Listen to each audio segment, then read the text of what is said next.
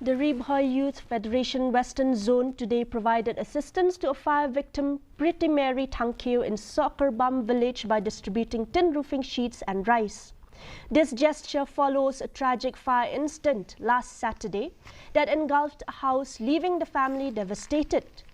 During the visit, President Rbyf Western Zone Rishan Longtree voiced his concern over the lack of fire services in the Western Rbyf region, which has made it difficult to respond effectively to such incidents.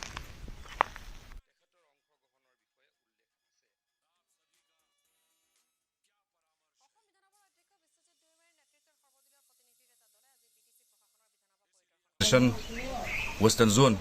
mimla klaim dapan pau lani benbu ya ka jingdawa ka jukupor hagbay day but ka fire service department ba finsim kya namar ba kani ka jing kerpat ba ka jing bu bandawa ya kata ka fire service station kelayat menta lakumba sipo bat kasantli kisnam kilayat hanrai hadu menta ngimpat syam layoi ya kita kikam bakun urlong no